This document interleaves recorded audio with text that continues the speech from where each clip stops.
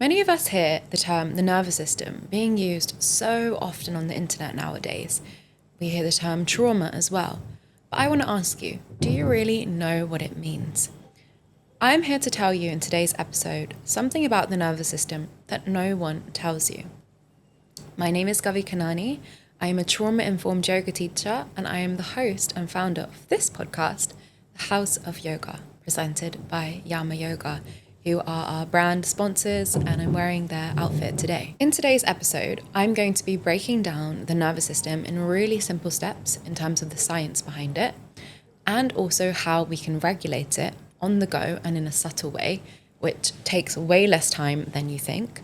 As well as that, I'm going to tell you some truths that you need to know about healing and about trauma and about the nervous system that are a little bit more ugly. As I mentioned, I'm also going to be telling you how you can regulate your nervous system on the go. So in the middle of the episode today, stay tuned because I'm going to be giving you a really short but simple technique to regulate your nervous system. So let's start the episode. So let's talk about the science. What exactly is the nervous system? Well, we all have a central nervous system, and this is divided into many different systems. The one we're going to be talking about today is part of the peripheral nervous system, and it's the autonomic nervous system, which is basically the system that controls the involuntary movements, that signals to our brain if we're feeling safe, if we're in a safe environment, and essentially allows our body to locate where exactly we are and what is going on. So, the autonomic nervous system is divided into three, which most of you have heard of the first two, the parasympathetic and the sympathetic. There is also the enteric, which is not really what we're going to talk about today, but it's responsible for our gastronomic system. The ones we are going to talk about is the parasympathetic and the sympathetic. So you must have heard of that term fight or flight, or maybe some of you have even heard of the terms freeze or fawn. These are essentially responses to stressful situations. And we used to be using these a lot more back in the day when we were hunting and fighting and gathering our own food. But nowadays, due to increased amount of stress from social media and from so much information being piled at us, we are constantly in this state of fight or flight or stress, or we're feeling this stress in the body and in the mind. And it's not the most healthy thing to be in. There are levels of stress which is healthy to feel, and it does help us to get things done. But honestly, we don't want to be in this state all the time. The state we do want to be in is our parasympathetic nervous system. And our parasympathetic nervous system is responsible for allowing our body to rest, digest, and process. And it's something I use a lot in my classes. If you've been to one of my classes, you'll hear me say this very often. It's what happens when we breathe and stimulate our vagus nerve so that we do feel this restful state of being. So just to go a little bit more into the science, we have one of the main nerves, which is the vagus nerve, which is really responsible for entering our parasympathetic state. So how do we activate this vagus nerve, which, by the way, is located in your abdomen, chest, and in your throat region? We do things that tone the vagus nerve, which may be humming, chanting, or this technique that I'm about to show you, which involves stretching your neck. And it's super, super subtle. So you can join me, I think, wherever you are. If you're driving, make sure you pull over to the side to do this, or otherwise make sure you're seated.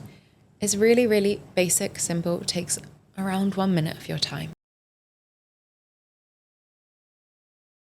All you're going to do is drop your left ear towards your left shoulder and feel this stretch going down your neck. Then you're going to look up with your eyes towards the right.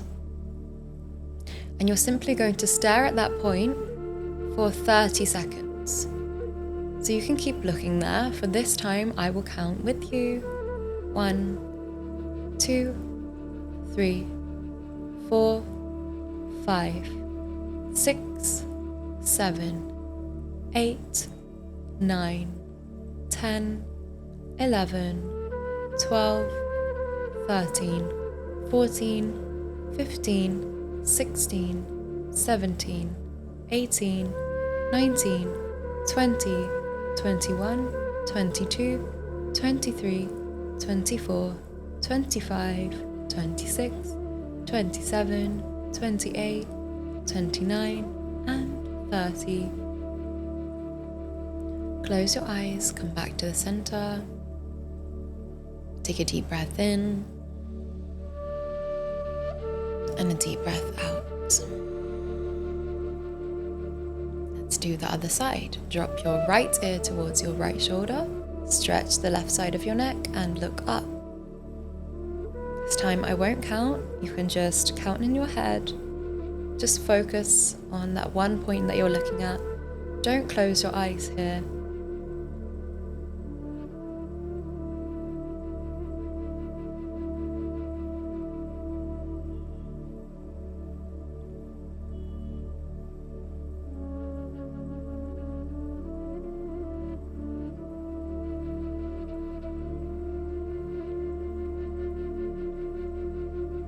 Close your eyes, come back to the center. Take a deep breath in and a big release. You can open your eyes. So essentially what we're doing here is toning the vagus nerve. And when we do this, we're directly activating it. So we're looking for responses like burping, sighing, laughing, yawning, even crying. These are signs that we're shifting between the state of our sympathetic fight or flight system into our parasympathetic, which is the rest and digest system, where we feel more relaxed. So it's a really, really simple activity that you can do pretty much anywhere when you can do it safely. And I really like it because no one really knows that you're doing something because it's just so subtle. Other than that, we can do things like humming and chanting, which is again associated with the throat, right? And it's also releasing anything that you may feel stuck in your throat, you know, that lump that you sometimes feel. You can just let it come out when you hum or chant. Other techniques obviously involve your breathing. Any kind of pranayama is a really, really simple and accessible way to tell your body that it's time to slow down and calm down.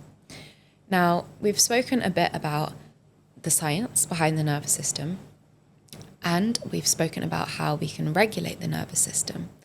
Now, I want to talk about the actual truths behind regulating your nervous system. One of the main truths is that no one has a regulated nervous system 24/7. We all go through stressful situations sometimes. The only thing that improves is our response to these stressful situations once we learn how to regulate ourselves. But it's totally normal to sometimes feel stress. In fact, it's actually really healthy to feel that because it protects us in certain situations. So even if you're working a lot on being calm and regulating your nervous system, I want you to know that it's totally fine to sometimes feel dysregulated and to feel unsafe sometimes. That is your body protecting you. It is actually your nervous system working properly because it's, like I said, protecting you. Something you should also know is that when you're healing from trauma, it is not a linear journey. It's something I really wish I knew from the beginning of my journey. There's going to be ups and downs, and there's going to be triggers sometimes that make you feel like you're out of control and make you have responses that you didn't even know you could have, because that's the journey of healing. And that's also the journey of life. Sometimes it's not going to be big traumatic events like losing someone or going through sexual assault or having a heartbreak. It doesn't have to be these big situations. Sometimes it can be smaller things like work stress or moving house or, breaking a bone. These are also traumatic, right? But people think that trauma has to be this really big thing, and it doesn't have to be such a huge scale event. Trauma is actually the after effect of something stressful happening, and it's how your body and your nervous system feels afterwards. So that's why we have to not only do the physical work, which is the pranayama, it is the chanting, It is the humming. It is all these tapping techniques, the yoga. These are amazing. Yoga Nidra is amazing. If you don't know what that is, I'd love to invite you to try a session with me. It's a deep state of relaxation, but Yoga Nidra is the term we use in yoga, which helps us to deeply process and deeply relax. These are all amazing, but this is also why I advocate for talking therapy, because there's one thing of making your body feel safe, but what does your mind think? What is your belief system? This is really, really important as well. So first we need to share, we need to talk about the things we've gone through. We need to have someone who's licensed to talk to about these things, to help us to process and understand on a subconscious level why we believe these things, why we can't shake these things off. We really need to understand ourselves in that lens. So the combination is really important to feel it on a somatic level, but also for your subconscious to believe it. So it's all about rewiring our belief system. These two things we can't do in isolation. We must combine them together so that we actually work on ourselves and actually do the deep work, actually do the healing. It comes with working on both things. So yeah, make sure if you can, if you have the accessibility, if you're going through a healing process right now, try to talk to somebody as well as doing your physical movement, whatever feels safe for you. I also want to talk about the response system. Now, this may look really, really different per person. When we go to a yin yoga class or a trauma-informed yoga class, you may expect your legs to shake because everybody else's legs are shaking. You may expect a big release to come or a cry to come out, but this is totally individual. It really depends on you, and there's no right or wrong. Sometimes you might feel nothing, and that's completely fine. Do not expect anything out of your journey, whether it's in the moment or whether it's the long run. You need to give yourself grace for this process, because whatever you've been through, whatever you're going through, it's going to take time. You absolutely need to give yourself grace. And for me personally, I've shared my story before. A lot of you may know that I've gone through sexual assault, and it wasn't obviously a nice experience. I've gone through a lot of different types of healing to work through this, specifically through trauma-informed yoga and therapy. But there are still times where I'm triggered, which is so normal because this was a horrible event. And yes, a lot of the pain has been removed, but sometimes there are unexpected things that still trigger me, and that's fine. I've just learned how to deal with myself better and to regulate my nervous system that little bit better. So please give yourself grace for whatever response you have, and give yourself that grace for the time period it takes. It's not going to be a linear process, and that is absolutely fine. Your healing is individual, and it's never going to be one size fits all. Even if your therapist or your yoga teacher tells you this is the exact steps to heal, no, that is a lie. It is a unique experience that you have gone through in your trauma, just like it will be a unique experience you will go through in your healing. So that's really important for you to know. There are two more things I want to point out about the nervous system and when you're healing. And this first point is that it's going to affect you in a lot of different ways. It's not just going to affect your body, but how your nervous system is and how your belief system is will also affect your relationships.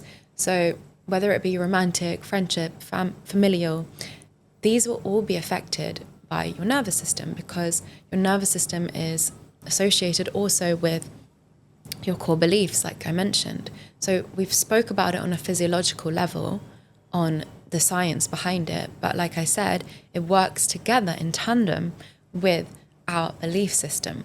And our belief system stems from our core beliefs as a child, what we went through as children, what kind of friendships we've had since we were young. Were we inspired by people growing up? Did we have role models, healthy relationships around us? All of this impacts how safe we feel in our bodies, and it tells our bodies whether we feel safe. So, of course, it is all interconnected, and sometimes relationships will test us. Sometimes they will tell us when we feel safe. Sometimes they won't. And I always talk about how my body usually indicates that whether I feel safe with someone or not, and I notice this through my hair maybe falling out or my skin breaking out, my stomach not working. These are things that are telling me that my body isn't feeling safe. But again, varies situation to situation. Sometimes it's also about your environment, what you've eaten. Sometimes it is completely unrelated to all of those things, and it's actually a deep down health issue. So we actually have to look at everything with a holistic lens.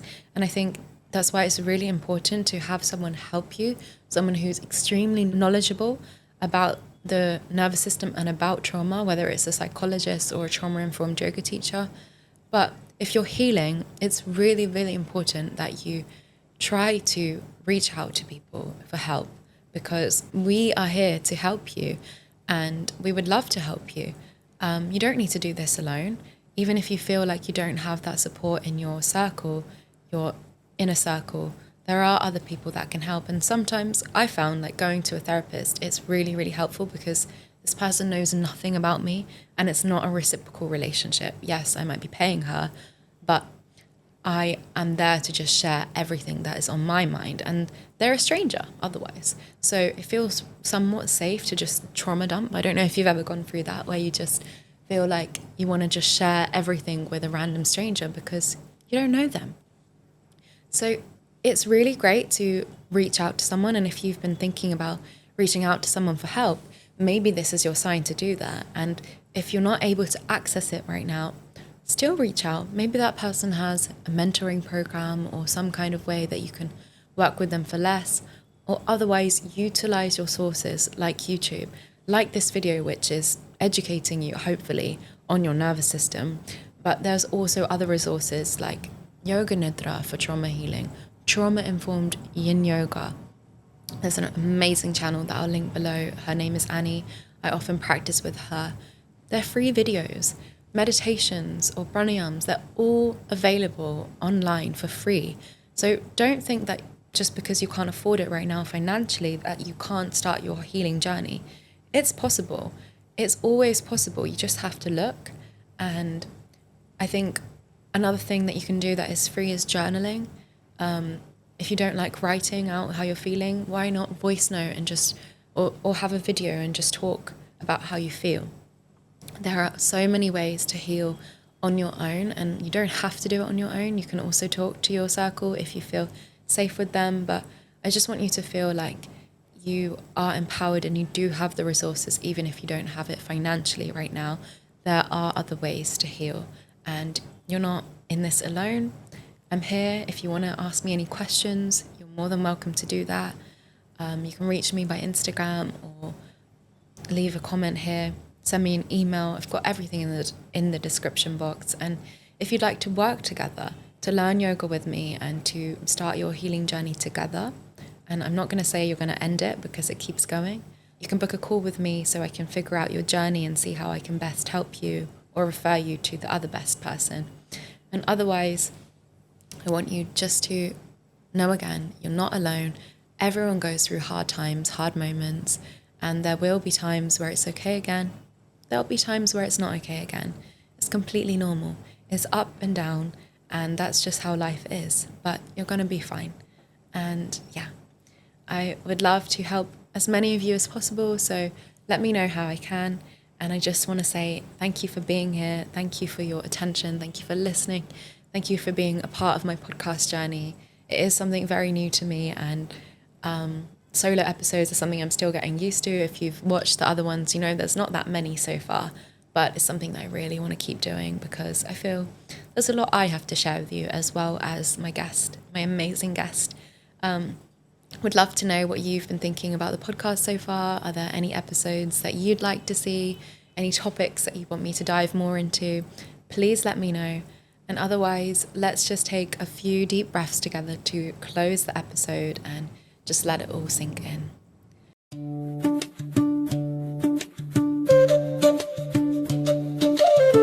So you can sit in a comfortable position with your hands together in Namaste, and you can close your eyes if you feel safe to do so. We're just going to take 3 deep breaths together. Let's inhale through the nose. And take a big exhale, release. Inhale through the nose. Exhale, big release.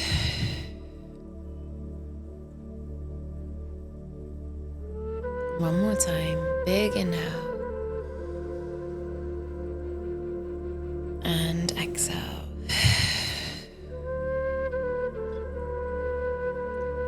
Take a moment to absorb this information. What have you learned from today's episode?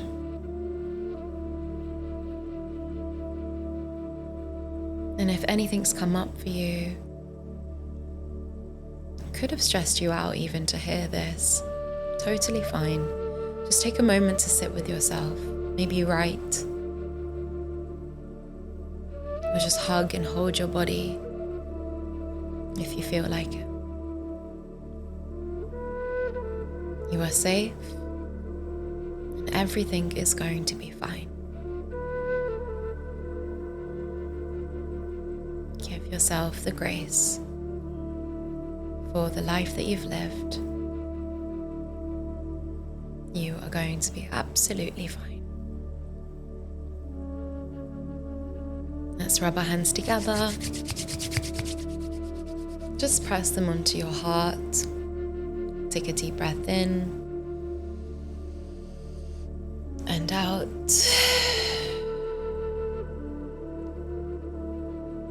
Bring your hands together and bow down. Thank you so much for being here. Thank you so much for listening. I will see you next Thursday for another episode. Namaste.